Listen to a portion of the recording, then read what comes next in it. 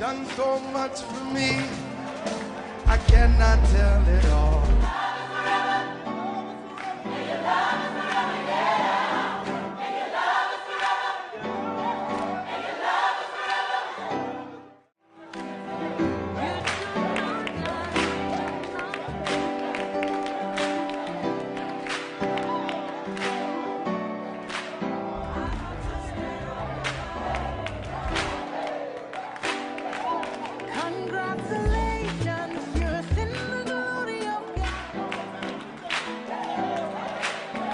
Done so much for me, I cannot tell it all.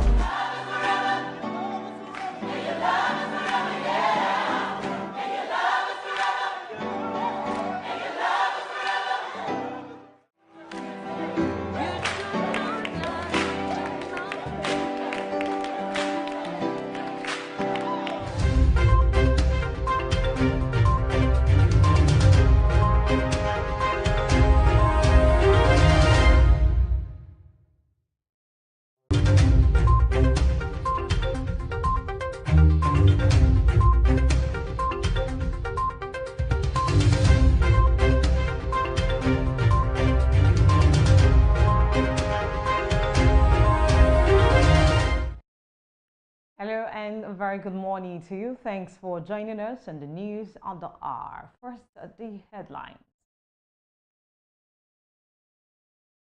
OneTV network joins the world to celebrate Press Freedom Day. President Muhammadu Buhari speaks on his successor. Shehu Sani reveals only way Southerner will succeed Buhari.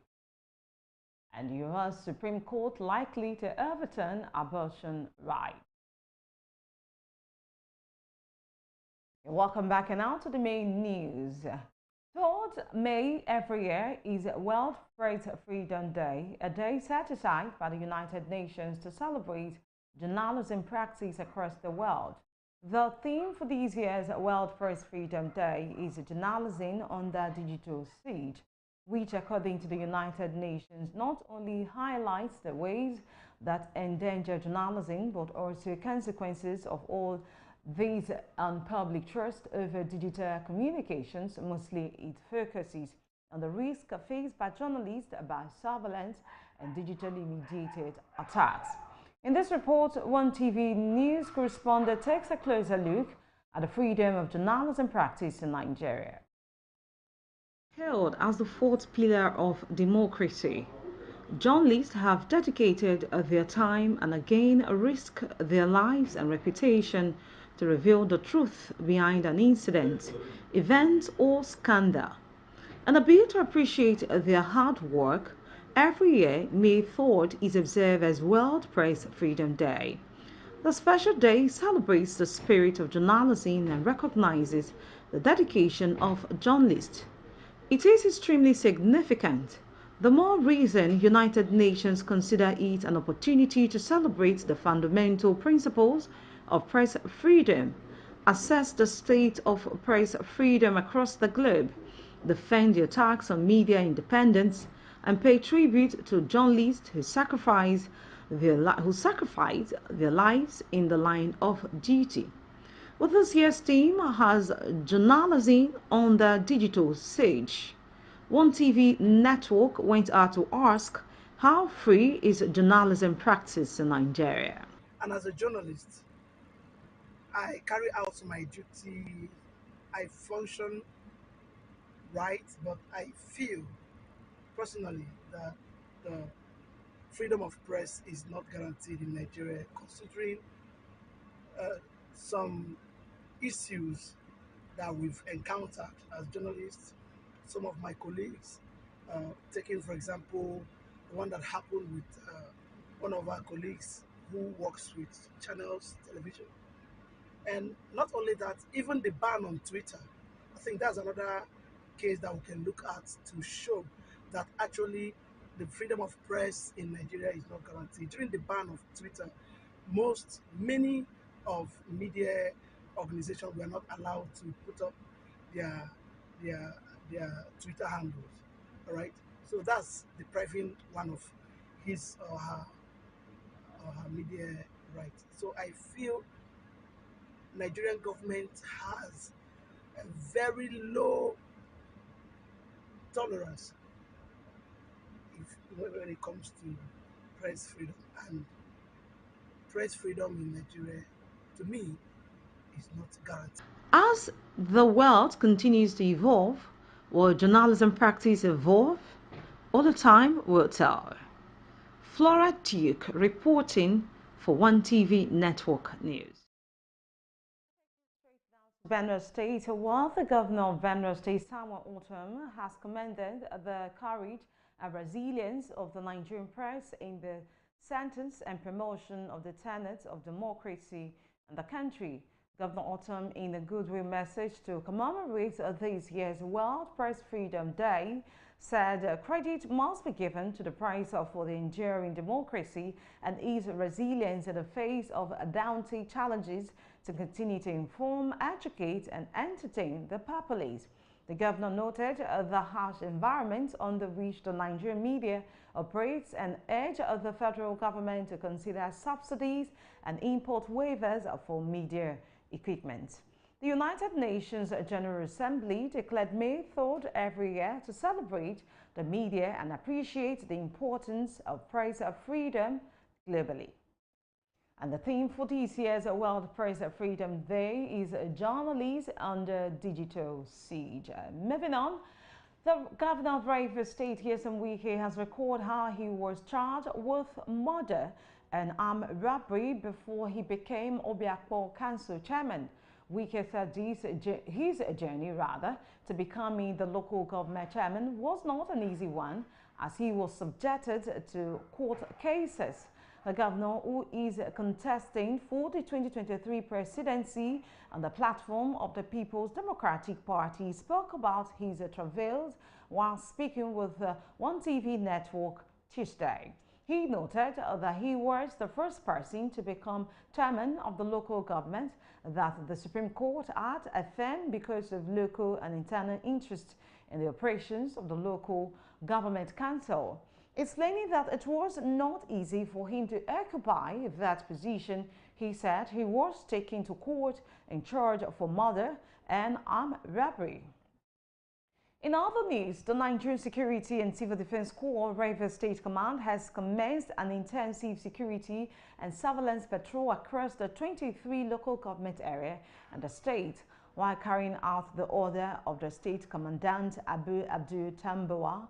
The head of operations department who led the special force said, having identified some flashpoints and made necessary threat analysis, the command deemed it fit to deploy the tactical team, which includes counter-terrorism unit, special intelligence team, and the commandant special forces, who have been directed to arrest criminal elements threatening the peace and security of the people during the Salah festivity. He further affirmed that the command has also renewed our commitment in tackling insecurity and vandalism of oil pipelines, oil bunkering, and illegal dealings in petroleum products, as the public is enjoined to partner with the NCDC by providing credible intelligence that would assist in nipping in the bud all acts of economic sabotage in the state from time to time. And we'll look at some academic issue right now. The Academic Staff Union of Universities has been on strike for months following unresolved issues of the federal government. The negative impact of the strike is heavy on businesses established around university campuses. OneTV network news visited businesses operating close to campuses at the University of Port Harcourt at the Choba, where business owners complained bitterly about the ASU strike and how it affected them. The business owners called on the federal government to meet ASU's demands quickly. Customers are students due to the fact that this is a student environment. So ever since the students have been on strike, there has been a dwindling in business, and then you can also notice that there are scanty people in the campuses. We no longer get work because most of our customers are students. Students are our major customers in this area. Okay, before the strike, when students were actually on campus, an average person could be making up to 7,000 or 5,000 naira a day. But now you can see that the price has actually reduced almost drastically due to the fact that students are no longer on campus. The strike affects us a lot. I'm a businessman in this environment, and the ASU strike comes almost every year. Small time you hear ASU strike, ASU strike. So the strike is affecting us so much in a way that we are doing business in this environment. And on it again, as we are doing business, before you know what is happening, they say the strike. People who are in the environment, what will survive it? So ASU should please help us to call off the strike so that businesses will move in this environment. Even students, none of them, like this jam registration that just ended, many of them, I tried to convince them to put Unipo. They say no. They don't want this. They ASU Wahala strike. All of them, they just change schools and they want once and for all. Let them do something so that ASU will stop going to strike. The strike is affecting us. Moving on, President Muhammadu Buhari in December 2020 gave the directive for the implementation of a national identification number and name SIM linkage by Nigerians in line with his administration's security and social policies. Since then, the deadline has been extended a number of times to enable Nigerians fully comply with the linkage requirement, following appeals by associations of licensed telecoms operators of Nigeria, civil society organizations and professional bodies. Some residents of Port Harcourt Metropolis said acquiring the national identity number is a very difficult task and called on the federal government to look into the delay they experience acquiring the name. Here's the report.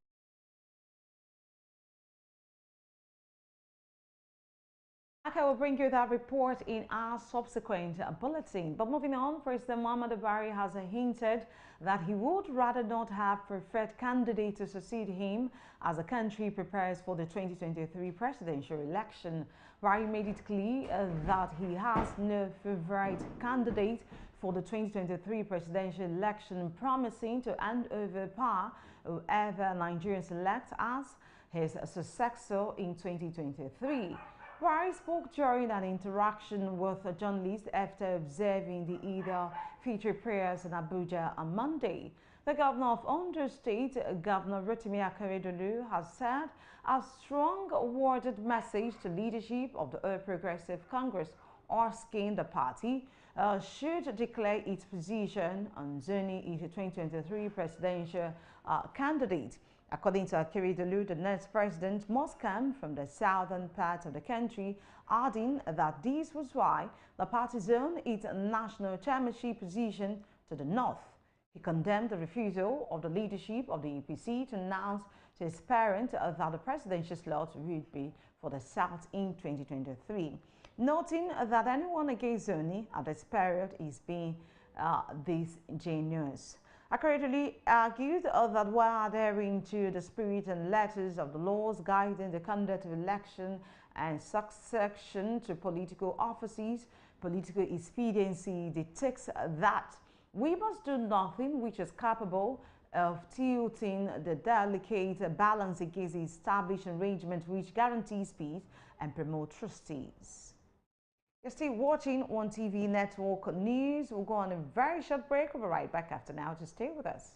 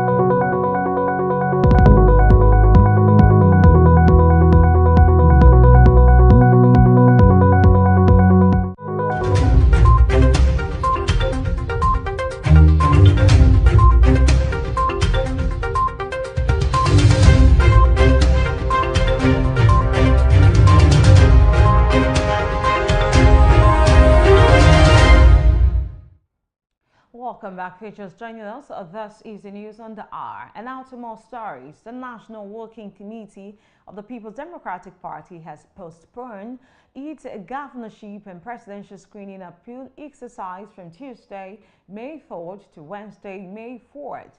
The Senator David Mark-led Presidential Steering Committee had last Friday disqualified two undisclosed presidential aspirants.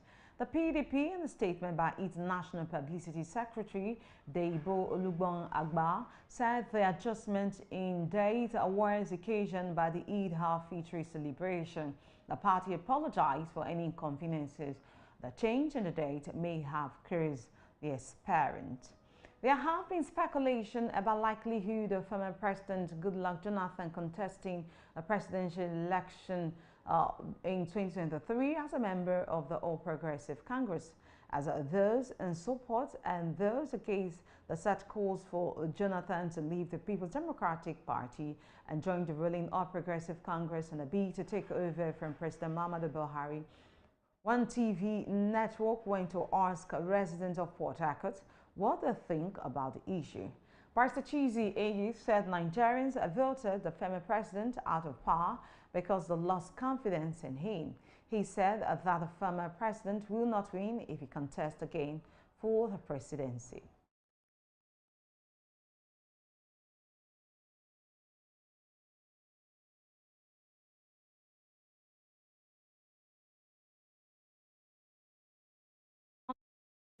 Comrade Presmerada Nandi has advised former President Goodluck Jonathan not to contest for the presidency again in order not to jeopardize the international recognition he has earned. Away from that, the chieftain of the All Progressive Congress, Benga Oluwapo Ashim, has joined the presidential race. In his declaration Tuesday, he assured his supporters that he will purchase his nomination firm on Thursday at the party's secretariat in Abuja. The former presidential candidate in 2019 election explained that the current political trajectory of the country is dim and dark, as deep ethnic cleavages and bigotry have dominated the landscape, accentuating the crisis and undermining an initiative for a cohesive national redemption.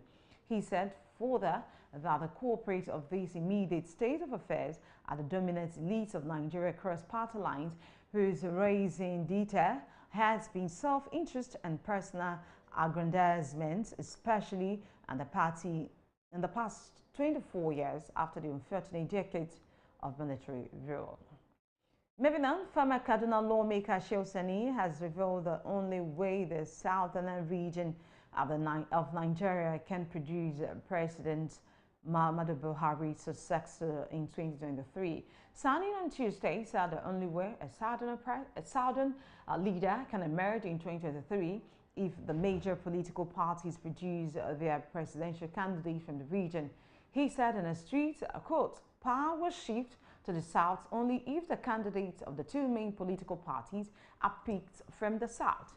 Recall that ahead of 2023 presidential elections, several groups and well-meaning individuals have been clamoring for the Southeast to produce Nigeria's next president. However, the All Progressive Congress (APC) and the People's Democratic Party (PDP) are still undecided on where the presidential ticket will be. We'll take you straight to Oyo State, where the lawmaker representing Oyo Senatorial District, Dr. Mohammed Kola Balogun, has dumped the People's Democratic Party. Balogun, who is the younger brother of current Olubadan of Ibadan land, Oba Lekan Balogun, revealed this on Monday. The lawmaker was elected on the platform of PDP in 2019. He was the only senator elected on the platform of PDP in Oyo State in 2019 after he defeated the immediate past governor, late Abiola Ajimobi, and other candidates. He was, however, reportedly denied a second-term ticket on the party, prompting a move away from the PDP. We'll go on a very short break. We'll be right back after that, to stay with us.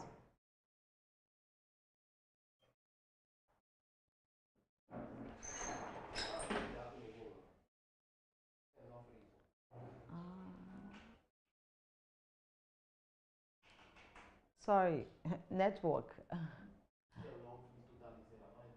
Yeah, sorry. Money, sir. Smile for me now. He forgot to copy the file of the track inside the system and directly from the flash. And she removed flash now. All the file go. All the file is empty. Ah. So let's end at 9:40 now. Eh? Sister, don't hang now. Oh, more, I understand. And you are doing everything. You are doing everything at the same time. Restart. You on Dana News, Dana. you never check it. Oh, we are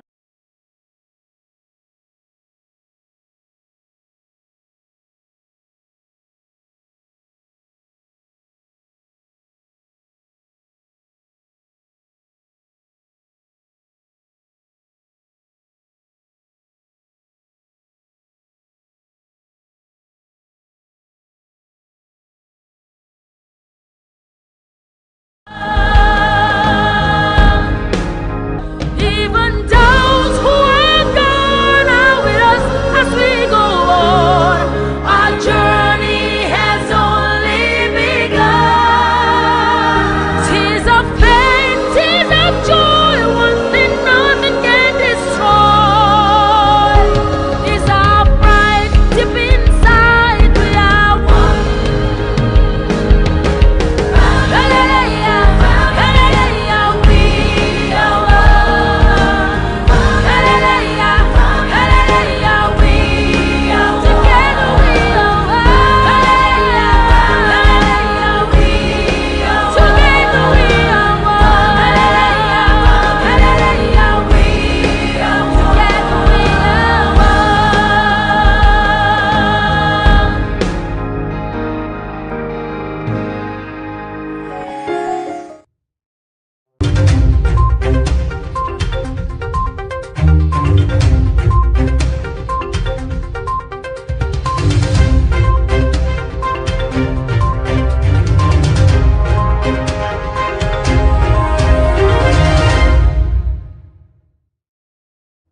Welcome back. This is the news in the hour. We'll take you straight to Osun State, where the governor of the state, Adegboyega Oyetola, has called on politicians across the political divide to play politics in accordance with the rules of the games as respective stakeholders prepare for the governorship election in the state.